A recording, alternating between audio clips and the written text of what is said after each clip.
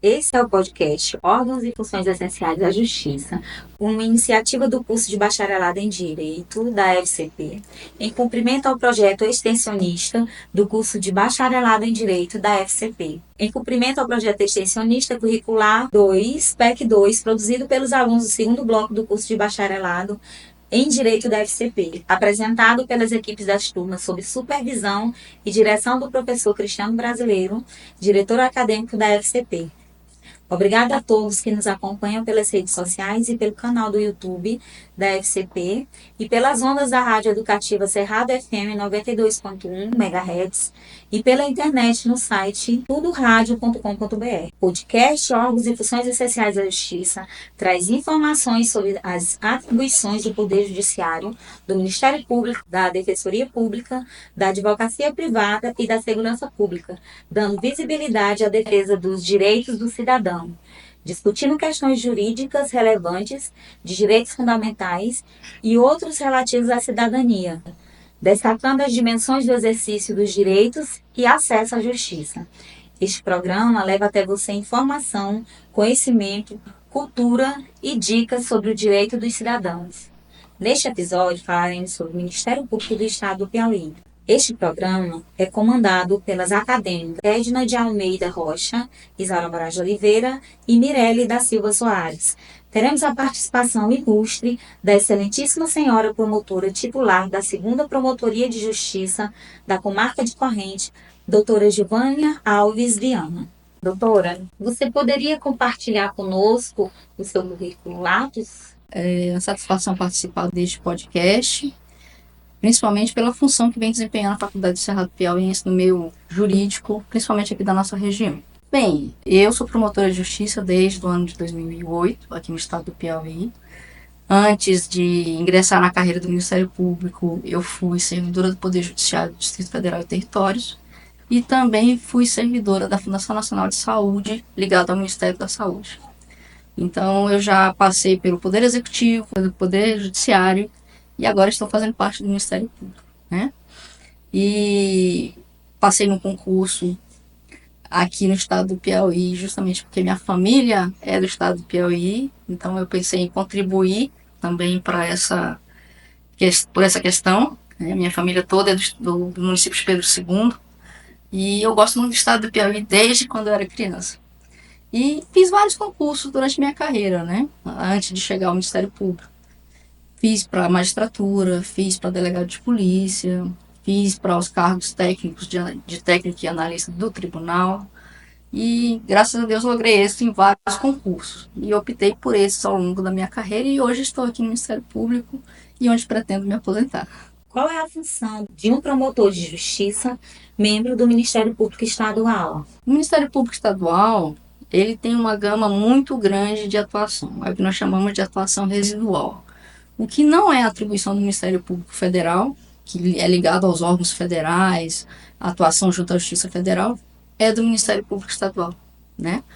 Então, nós temos a atuação criminal, nós temos a atuação civil, né? Se divide aqui a nossa promotoria, por exemplo, nós temos aqui 2 promotorias de justiça no município de Corrente, na comarca de Corrente. A primeira promotoria com atribuição criminal ampla, seja os demais os processos do juiz singular, sejam os processos do tribunal do júri. E temos a promotoria civil. Eu costumo dizer que o que não é crime é meu, é civil. Então, nós temos uma gama muito grande. Atuamos na área da saúde, educação, na área da probidade administrativa, na área do meio ambiente, e além de propriamente dar pareceres, né, jurídicos nos processos em que cabe a nós atuarmos como fiscais da lei. Quais são os principais desafios para os promotores de justiça enfrentarem no desempenho de suas funções? Olha, eu diria o seguinte, a função do Ministério Público, como a gente estuda na faculdade, é a de fiscal da lei. Então, nós temos que fiscalizar. Então, nós temos que ter em mente que a gente, né, o Ministério Público, tem que agir de uma forma adequada, porque ele vai fiscalizar outros setores da administração.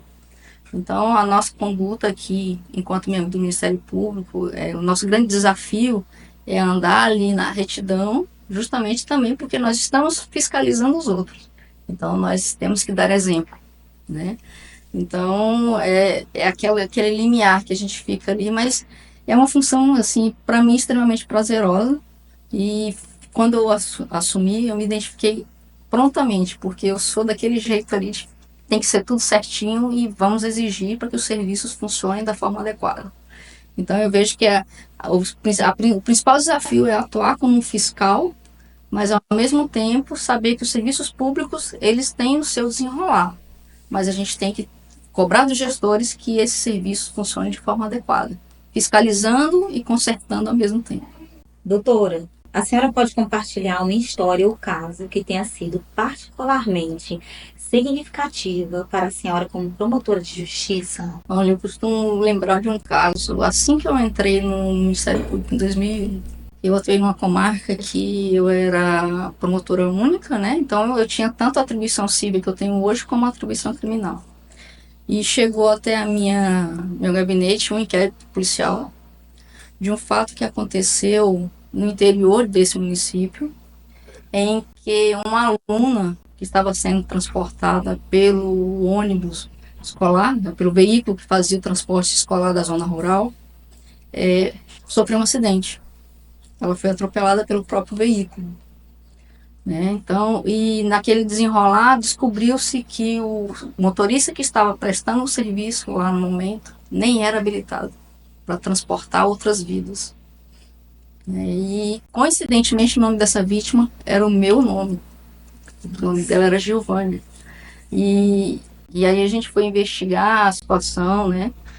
Acabou que o motorista, né, e o responsável também responderam, tanto criminalmente quanto civilmente, porque o motorista, pelo homicídio culposo no trânsito, e o contratado, que era o responsável para estar aí naquele momento, né, também respondeu por omissão e por ter entregue o veículo a uma pessoa não habilitada.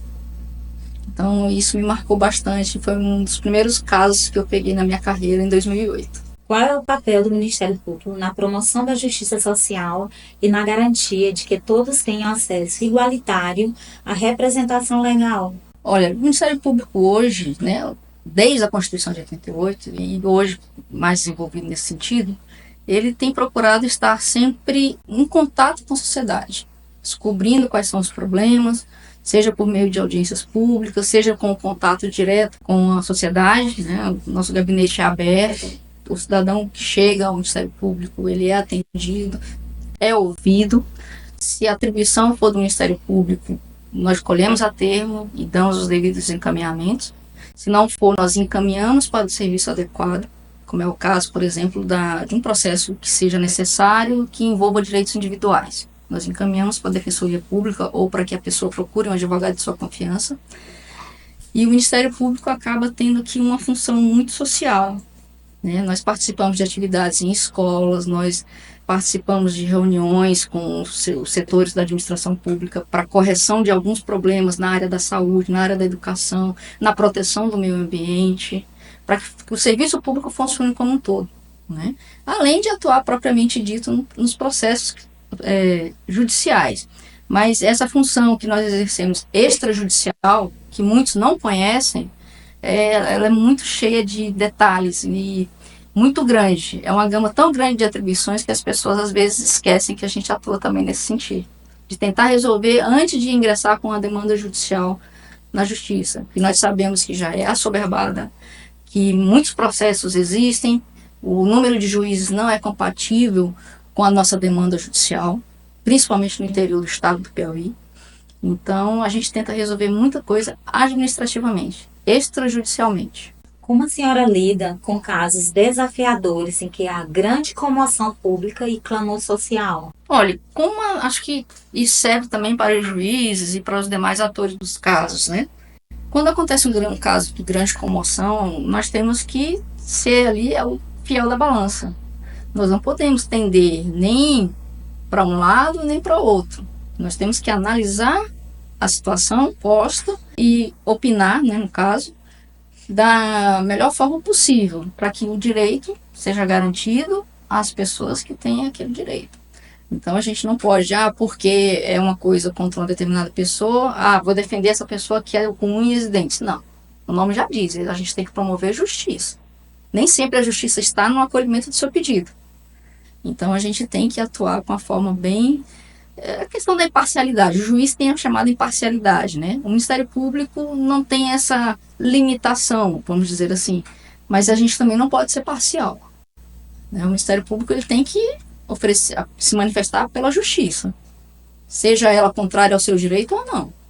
É o que eu sempre falo, olha, a gente, por exemplo, um exemplo, caso de família. Chega o pai, chega a mãe, muitos chegam aqui para conversar conosco antes das audiências, para saber alguma informação, e cada um coloca o seu ponto de vista. Mas quem que eu tenho que defender naquele processo de guarda? É o interesse do menor. Não é o interesse do pai, não é o interesse da mãe. Nós temos que avaliar o que é melhor para aquela criança naquele momento. Então, nós temos que procurar ser justos. E principalmente defender quem precisa. Como o Ministério Público Estadual trabalha em colaboração com os outros profissionais de funções essenciais à justiça, como os advogados e defensores públicos do Poder Judiciário? Olha, nós já aqui no município, nós já fizemos, aqui na comarca, já fizemos algumas atuações conjuntas. Por exemplo, com a Defensoria Pública. Nós já ajuizamos uma ação civil pública em conjunto com a Defensoria, com o defensor público da ocasião, né? Então, assim, nós temos essa possibilidade. Já fomos provocados diversas vezes pela própria OAB aqui, subseção de corrente, para algumas demandas, principalmente envolvendo os consumidores, né? Com relação a abastecimento de água, questão de serviço de telefonia, várias demandas, né? Muitas vezes a gente não ajuiza a ação junto, mas mediante essa provocação, nós atuamos na defesa daqueles fatos que foram indicados. Então, e a gente convida os outros atores também para participar, por exemplo, de audiências públicas quando nós a realizamos. E também participamos de audiências públicas que os outros também possam vir a promover, ou eventos, né? Então, a gente tem uma parceria muito boa com todos os órgãos, seja a OAB, seja a Defensoria Pública, seja o Poder Judiciário, né? Então, a gente participa dessas atividades como um todo. Eu acho que o sistema de justiça, ele engloba todos esses atores. O advogado, o promotor, o juiz, né? Então, é sempre salutar essa parceria na busca do melhor para a sociedade. Quais são as principais mudanças ou reformas que a senhora acredita que são necessárias no sistema de justiça criminal? Olha, justiça criminal, nós temos uma gama de problemas, né? Nós vamos do problema do sistema carcerário, a questão do aumento da criminalidade, a celeridade dos processos. Então, nós temos aí, às vezes, uma demora no julgamento de alguns processos criminais. Então, nós temos que pensar, eu entendo assim, a questão da celeridade processual, do julgamento de processos criminais, ela tem que ser um problema que tem que ser enfrentado com muito vigor, seja pelo Tribunal de Justiça, pelo CNJ, pelos próprios magistrados, porque é um fator, a gente está lidando com a liberdade das pessoas, então quanto mais rápido o processo for julgado, mais rápido vai ser analisado o caso. E aí evitam-se, por exemplo, as prisões provisórias sendo proteladas, enquanto não se tem uma decisão definitiva daquele processo. Então, o maior gargalo, do meu ponto de vista, é o julgamento desses processos, a celeridade desse julgamento. Como a carga de trabalho afeta a qualidade da representação oferecida pelos membros do Ministério Público Estadual? Olha, o estado de Piauí, nós temos um déficit do número de promotores de justiça. E acredito que outras instituições também, assim como a Defensoria Pública também. Aqui na comarca hoje, a nossa defensora atual, ela saiu para um outro concurso público, então ficamos sem defensor público no momento. Temos comarcas aqui no sul do Piauí sem promotores de justiça. Tanto eu quanto o meu colega da área criminal acumulamos ofícios de outras promotorias de justiça. Então, nós temos que nos desdobrar para fazer serviço de 2, por exemplo. Né? No nosso caso aqui, nós temos a nossa promotoria aqui na cidade de Corrente, eu respondo por outra promotoria na comarca vizinha e o outro colega responde por uma outra promotoria na outra comarca vizinha. E temos que fazer audiências em uma comarca, na outra comarca, temos que movimentar os nossos procedimentos extrajudiciais, temos que atender o público, os advogados. Tem hora que a gente fica aqui, quem que a gente vai? Né? Então eu vejo que o maior gargalo aí nesse ponto é, infelizmente, a falta de estrutura dos órgãos ainda. para que todas as comarcas tenham o seu juiz, o seu promotor, o seu defensor público, para garantir que o sistema funcione para todos, até mesmo para aqueles que não têm condições de pagar um advogado, por exemplo, que são os mais privados desse direito, desse acesso à justiça. Quais os recursos e programas de apoio estão disponíveis para ajudar os promotores de justiça em seu trabalho? Olha, nós hoje, o Ministério Público tem evoluído muito nesse aspecto. Nós temos hoje um sistema, por exemplo, chamado BID, Busca de Informações de Dados. Às vezes, no processo criminal, nós precisamos dos dados de um acusado ou de uma testemunha que mudou. E aquela testemunha e aquele acusado precisam ser ouvidos no processo. Então, esse sistema, por exemplo, nos faculta consultar a base de dados do TRE, da Justiça Eleitoral, do CAGED, né, se a pessoa está trabalhando em algum lugar do país, consultar processos judiciais que ela tenha na justiça local do estado, procurar dados de outros órgãos que são ali conveniados com o Ministério Público.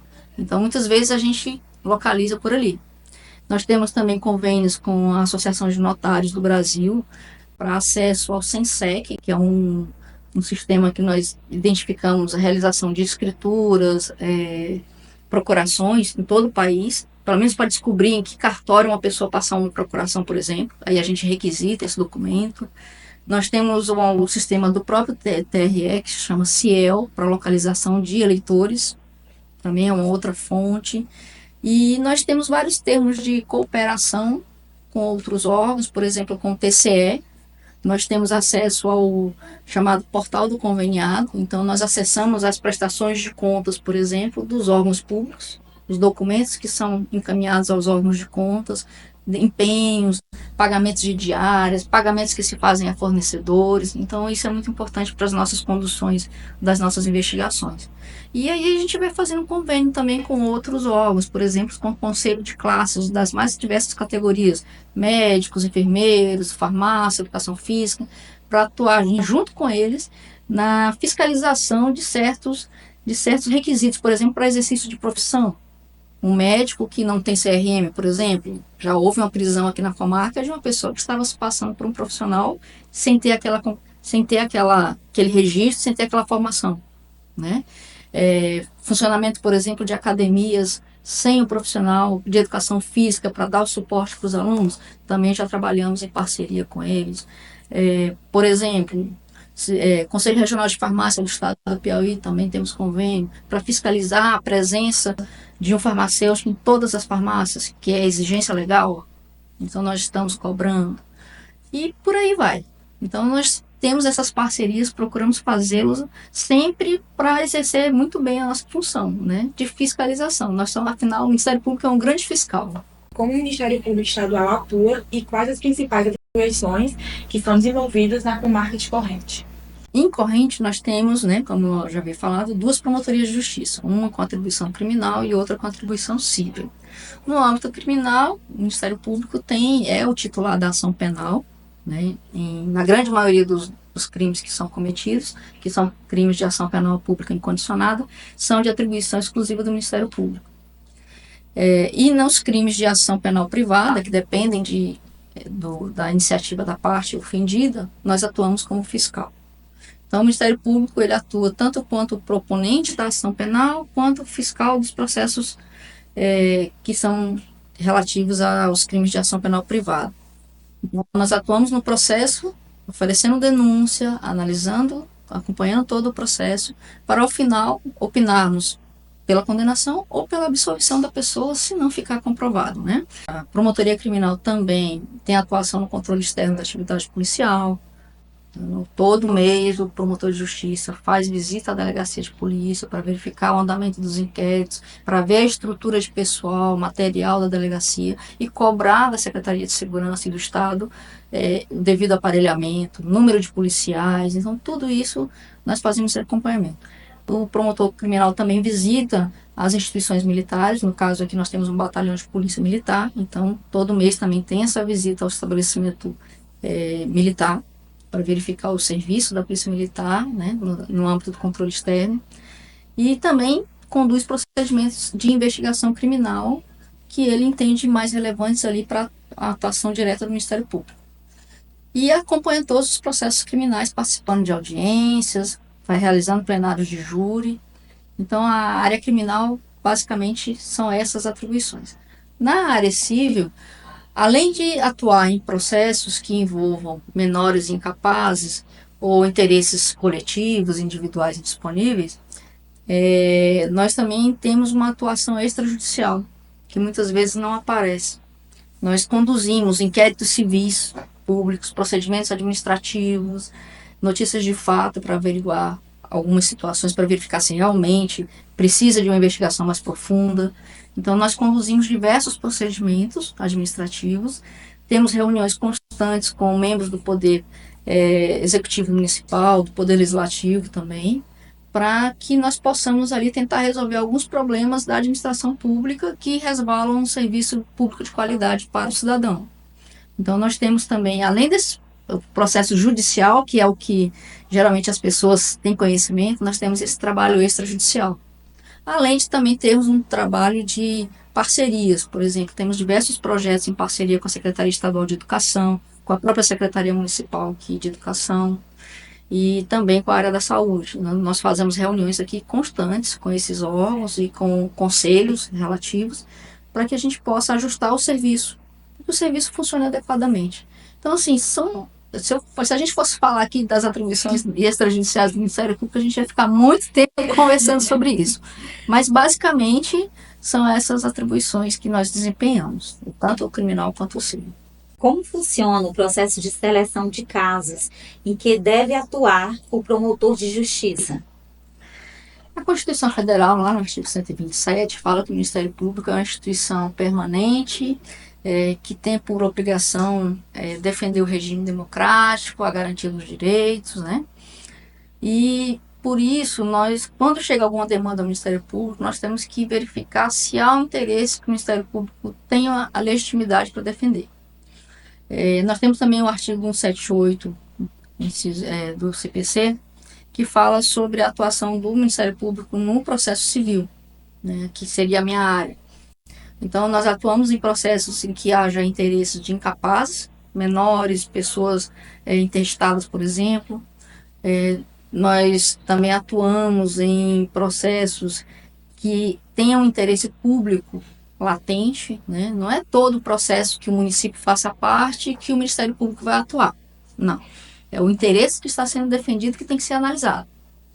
Então, se for uma coisa que, por exemplo, envolva a saúde do município, a educação do município, nós temos que atuar. Na defesa do patrimônio público do município, ou alguma conduta, né, que esteja afetando diretamente os direitos da comunidade como um todo, nós atuamos sempre desenvolvendo esse ponto. E quando a gente se depara com um direito que seja de natureza individual, que nós não tenhamos legitimidade para atuar, nós encaminhamos, orientamos ao cidadão que procure ou a Defensoria Pública, ou o Juizado Especial Civil, ou um advogado de sua confiança. Porque aí essas demandas não têm atuação nem a intervenção do Ministério Público, né? E no âmbito criminal, temos os crimes de ação penal pública incondicionada, em que o Ministério Público é o titular exclusivo da ação penal. Aí nós temos que atuar, nós não escolhemos, nós temos que atuar. E temos também os crimes de ação penal privada, em que quem vai dar a iniciativa do processo é a vítima que se sentir lesada. Só atuaremos se essa queixa-crime for oferecida e atuaremos com o fiscal. Então, são essas as atuações as escolhas, vamos dizer assim, que nós fazemos nas nossas atuações, seja no crime, seja no civil. Quais são os direitos constitucionais dos acusados e como o promotor de justiça atua para protegê-los na sua atuação prática?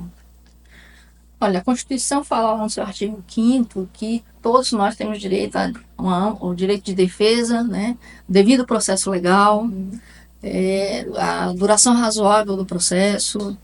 Então, o Ministério Público, no âmbito criminal, no sistema em que uma pessoa está sendo acusada de um crime e pode ter a sua liberdade tolhida, sendo presa, nós temos que analisar devidamente o direito de defesa, o amplo contraditório e a celeridade desse processo, que vai de encontro a justamente aquilo que eu falei da questão do julgamento rápido de um processo criminal.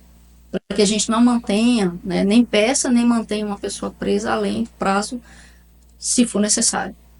Então, eu acho que o grande gargalo aí é a celeridade e a ampla defesa, né, e que é exercida com todo acusado tem direito a ter o seu advogado, seja ele particular ou pela Defensoria Pública. Quando ele não constitui um advogado de sua confiança, o Estado tem que garantir a ele um defensor público, para ele que ele exerça o direito de defesa no âmbito técnico, né, que a gente fala. Além do próprio preso no processo criminal, ele pode, no seu interrogatório, tentar fazer a sua defesa ali, justificar o que aconteceu, mas ele tem que ter essa defesa técnica, que é a garantia do direito de defesa. A carreira de promotoria de justiça é solitária. Como a senhora lida com isso? Juízes e promotores nós temos algumas limitações, né? Nós não podemos exercer atividades político-partidárias, né? Nós não podemos exercer atividades comerciais. Então, o nosso trabalho é isso aqui. O máximo que nós podemos fazer, além de exercer a nossa função, é atuar no magistério. Eu, particularmente, não tenho esse dom. Admiro muito quem tem, mas eu não me sinto com o dom de ser professor. Admiro muito, uma profissão que deve ser muito valorizada, porque sem ela não existiriam as outras profissões. Mas, em termos de se sentir solitário, é porque nós temos restrições. Então, nós acusamos pessoas, nós oferecemos processos criminais, então nós temos que resguardar nossa própria integridade física. Eu não frequento, por exemplo, determinados ambientes. E nem vou, não está indo aí para tudo quanto é festa, né? Então nós temos que nos resguardar, pelo menos eu penso assim, fisicamente, integralmente, porque a gente não lembra quantas pessoas nós atendemos durante esses 15 anos, por exemplo.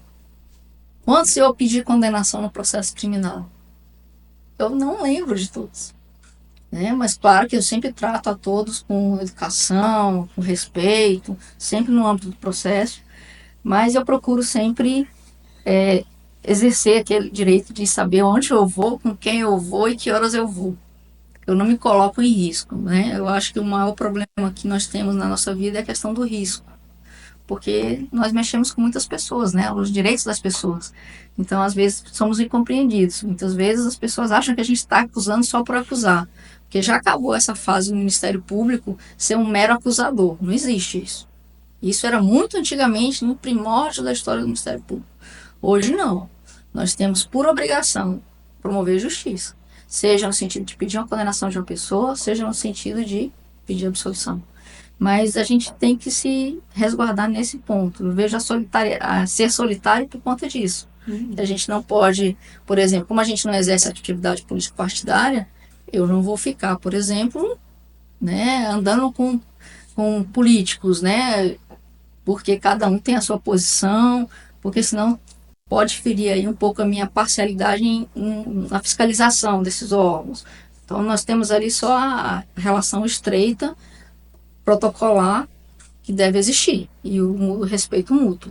Mas eu sou uma pessoa pacata, então eu não sinto muita falta de certas coisas, e eu não sou uma pessoa vamos dizer assim, de participar de muitos eventos sociais, então eu me resguardo dessa forma. Mas eu não diria que é solitário, é uma opção que a gente faz quando a gente ingressa numa carreira desse porte. A gente sabe das limitações. Então, se você se sentir apto a exercer aquelas limitações, estar feliz com aquelas limitações, você pode participar.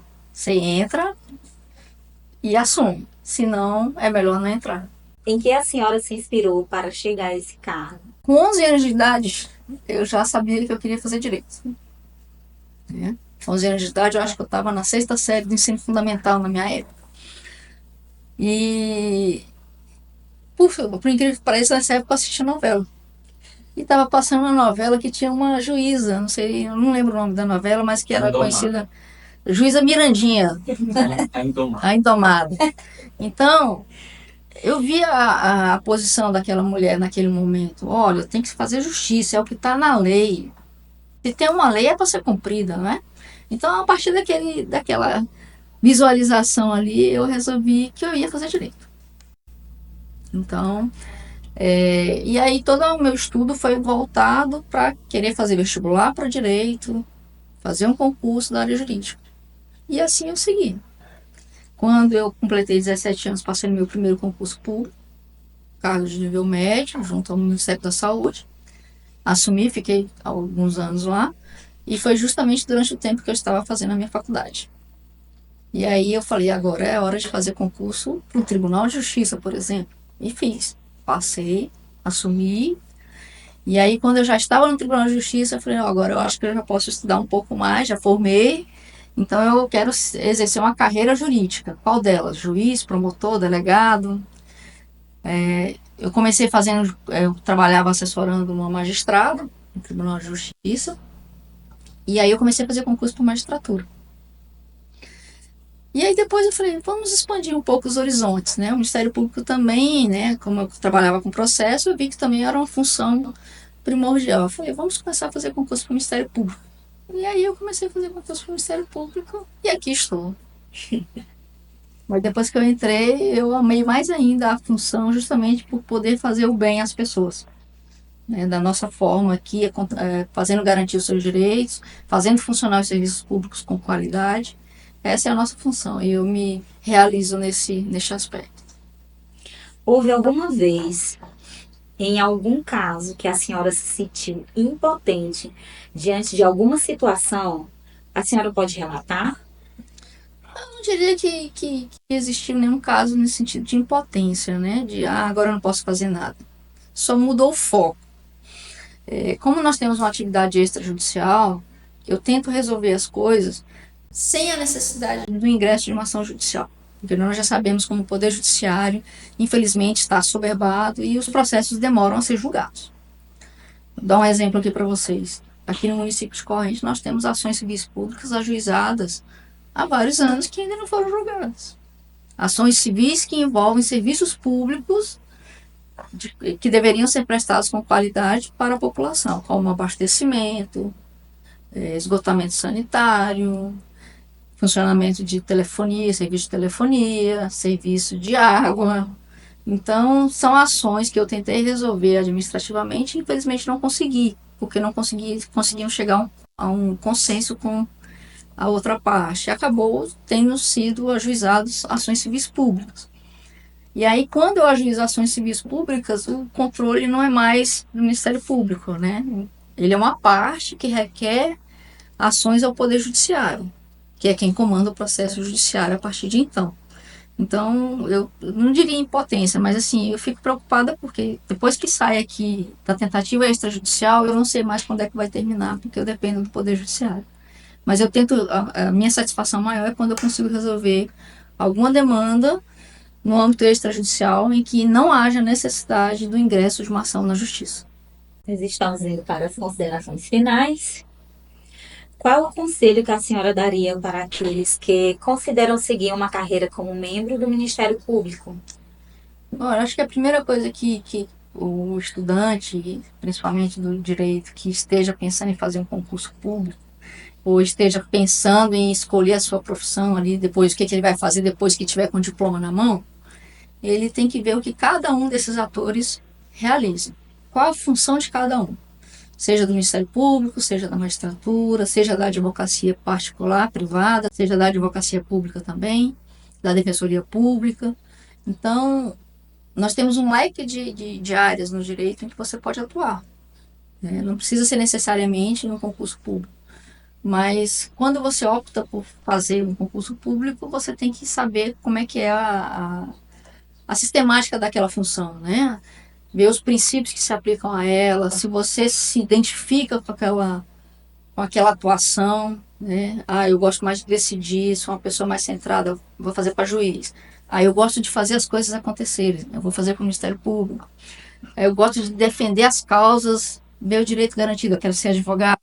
Então, assim, você tem que identificar o que você gostaria de fazer. Veja o que cada um dessas carreiras faz e veja com qual você se identifica. Porque você tem que trabalhar naquilo que você gosta. Porque senão você vai trabalhar muito mal. Então, você sabendo o que você quer fazer é muito mais prazeroso e você vai desempenhar essa função com muito mais, vamos dizer assim, sagacidade e também com a sua satisfação pessoal. Agradecemos a todos vocês, espectadores e ouvintes, pela audiência, através das redes sociais e o canal do YouTube da FCP, e também pelas ondas da Rádio Educativa Cerrado FM 92.1 MHz. A vocês que nos acompanham pela internet no site www.tudoradio.com. Este programa foi produzido pelos acadêmicos do segundo bloco do curso de Bacharelado em Direito da FCP, sob a direção-geral do professor Cristiano Brasileiro, professor e diretor acadêmico, e sob a supervisão da professora Carmen Passos Custódio. Nossos agradecimentos ao diretor artístico e administrativo da Rádio Educativa Cerrado FM, senhor Cândido Rodrigues, pelo empenho e pela parceria. Obrigado aos acadêmicos aqui presentes e a todos vocês que nos assistem, nos ouvem e nos acompanham. Estaremos de volta no próximo episódio. Até lá. Nós temos a mensagem final. Deus falhou em sua grande obra quando fez uma mulher porque ela não é igual aos homens? Gênio, talento e trabalho duro não conhecem sexo. Agradecemos a doutora Giovânia Alves Viana.